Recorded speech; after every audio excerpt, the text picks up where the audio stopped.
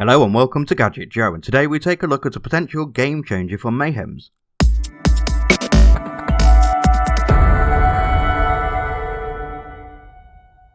Mayhems are known worldwide for their top level cooling solutions and some real groundbreaking products, and today we have their latest creation, and that is the Mayhems Glass Cutter. In this video we're going to dive into the assembly process, how it works and our overall opinions of the product. I will stress that this is the first time I've used or assembled it myself, and this is a prototype product, but will have slight changes in the final product, so let's get started. Here we have two long threaded rods with multiple washers, an acrylic ruler that is covered in blue film but actually clear underneath, a steel ruler which is an exclusive for select reviewers, an end plate with two Mayhems logos on it, a tube holder that can be adjusted to the right height by this nut here. You then get different sized plates with mounting holes for the long rods and the scorer.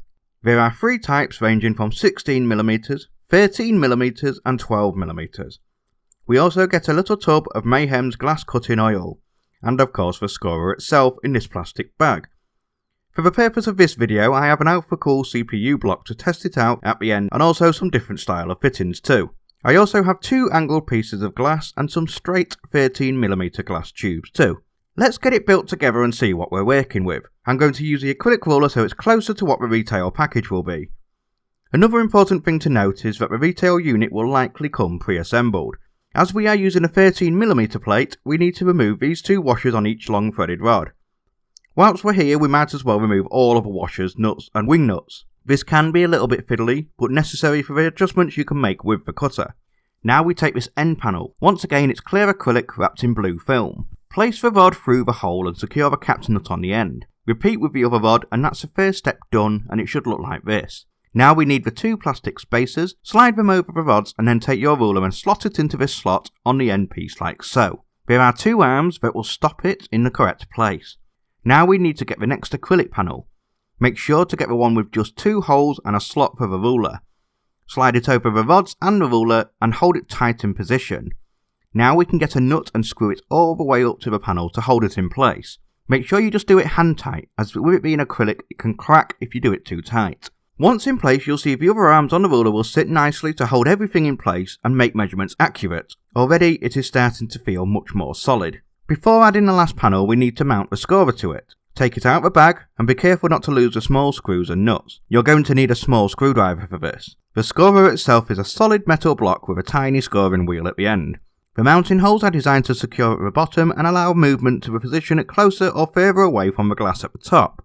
Now you need to determine which side you want the scorer mounted. For example, I am right-handed, so I will be mounting it on the right, so that when it is in place I will be twisting the tubing like so. On the other side would be good for left-handed use. Take the small screws and put them into the holes of the scorer and line up with the end panel. Then carefully secure into place with the nuts. Remember not to have it too tight just yet so you can adjust it if you need further down the line. Now we need to get a wing nut and with it facing away from the other side, thread it down the rod to a desired length. Again, this can be whatever you set it to be based on the length of tubing you're needing and your cutting point. Now place the end panel over the rods with the scorer on the outside. Take the remaining wing nuts and secure into position, making sure it sits nice and true. Not forgetting to add the washers in between those wing nuts to protect the acrylic, again only hand tight not to damage it. And that is pretty much it, assembly is complete. Overall it is very simple to assemble and put together. Yes, it's a little fiddly with the threading of the nuts and wing nuts, but that's unavoidable based on its function, and as previously mentioned, yours will likely come pre-assembled. Overall it feels very solid, strong, secure, nice and tight and well manufactured. Now we can move on to the best part, and that's for testing. Take your glass tube and place it on these two panels and it'll fit nicely. At the end you will be able to push the tube into this rubber mount. Once again you can adjust the height to where you need it. This then allows the tube to sit securely and firmly in place. Now is also a good time to test the depth of your scorer too. Now all you do is simply rotate your glass in place and the scorer will score across the outer part of the tube. All you do is hold either side and with your thumbs push it away and then the tube snaps, just like that. It's actually very easy to do and doesn't take that much effort at all. This is also where the glass cutting oil comes into play. When doing your cuts it's important to just use a drop or two of oil on the glass where you're going to cut it. Repeat the same twist as before and then push apart like so. When the oil is used it does make it slightly more difficult to see the score line for breaking, so you're going to have to be a little bit more observant. Whilst it will work as you have seen without the oil, it does help to produce a cleaner cut when using the oil. And that is it.